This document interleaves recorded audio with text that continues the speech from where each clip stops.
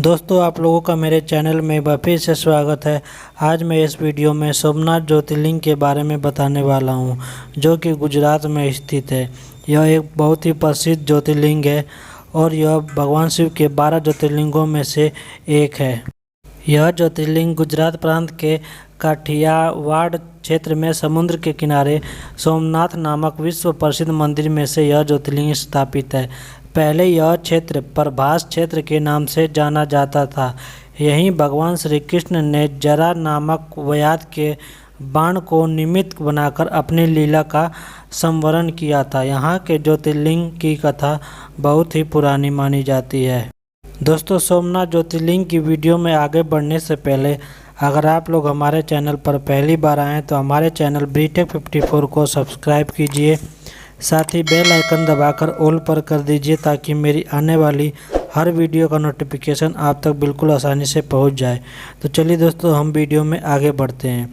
दोस्तों, इस ज्योतिर्लिंग के बारे में बताया जाता है कि दक्ष प्रजापति की 27 कन्याएं थी। उन सभी का विवाह चंद्रदेव के साथ हुआ था, किंतु चंद्रमा का समस्त अनुराग व प्रेम केवल उनमें से केवल रोहिणी के प्रति ही रहता था।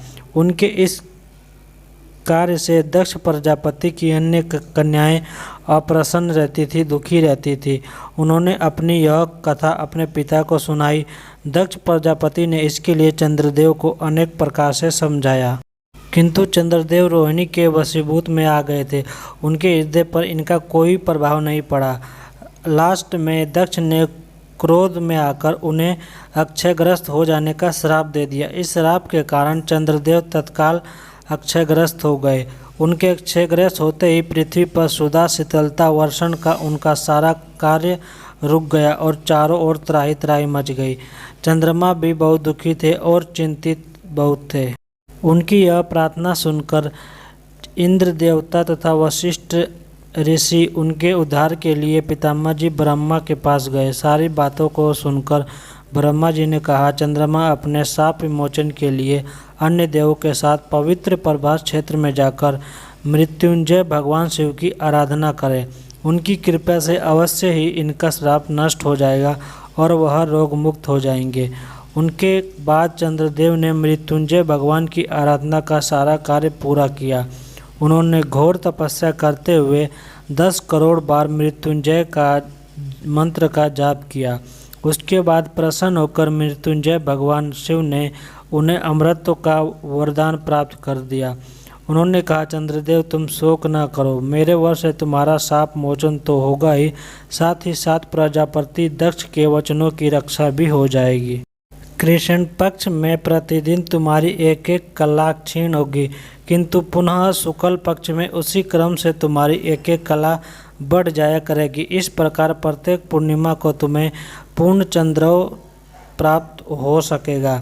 चंद्रमा को मिलने वाले इस वरदान से सारे लोक के प्राणी प्रसन्न हो उठे। सुधाकर चंद्रदेव पुनः 10 दिशाओं में सुधा वर्षण का कार्य करने लगे। शाप मुक्त होकर चंद्रदेव ने अन्य देव देवताओं के साथ मिलकर मृत्युंजय भगवान से प्रार्थना की कि आप मां पार्वती के साथ सदा के लिए प्राणों के उद्धार के लिए यहाँ पर निवास कीजिए।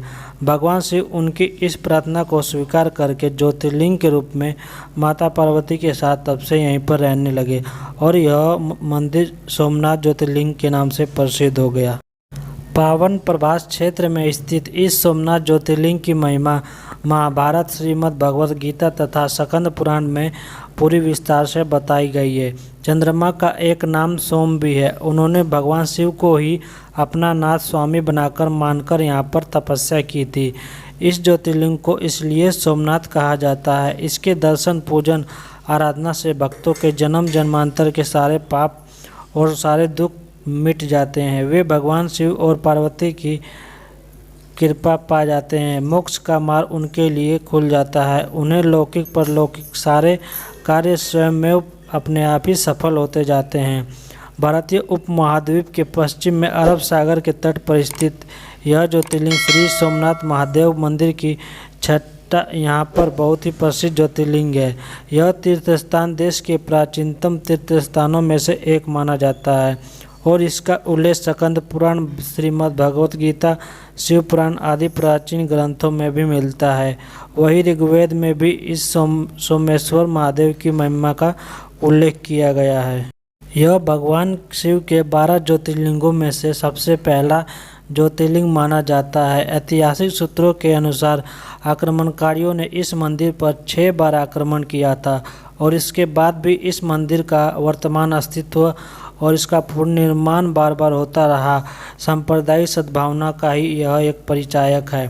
7वीं बार यह मंदिर कैलाश महामेरु प्रसाद शैली में बनाया गया।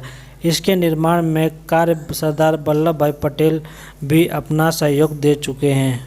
यह मंदिर गर्भगृह, सभा मंडप और नृत्य मंडप 3 प्रमुख भागों में बांटा गया है। इसका 150 फीट ऊंचा शिखर है और शिखर पर स्थित कलश का भार 10 टन माना जाता है और इसकी ध्वजा 27 फुट है। इसके आबादित मार्ग में एक ऐसा विषय माना जाता है कि यह समुद्र मार्ग परोक्ष के रूप में दक्षिणी ध्रुव में समाप्त हो जाता है।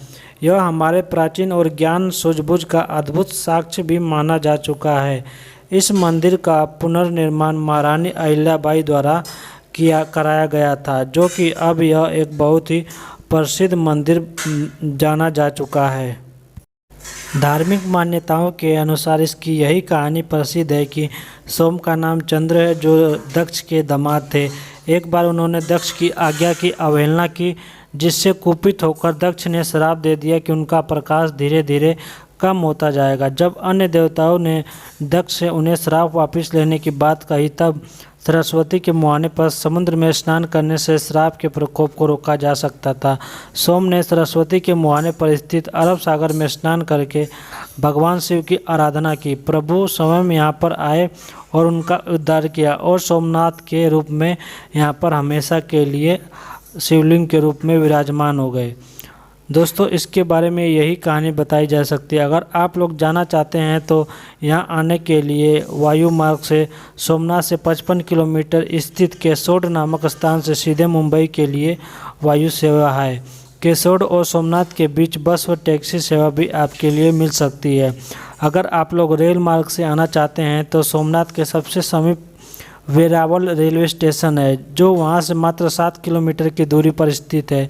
यहां से अहमदाबाद व गुजरात के लिए आप लोग सीधा जा सकते हैं। सड़क परिवहन से आप लोग वेरावल से 7 किलोमीटर दूर आराम से आ सकते हैं। दोस्तों, यहां पर आने के लिए आप लोगों को थोड़ा भी कष्ट नहीं होगा। दोस्तों, ऐसी ही रोमांचक और नॉलेज वाली वीडियो देखने के लिए हमारे चैनल पर बने रहिए।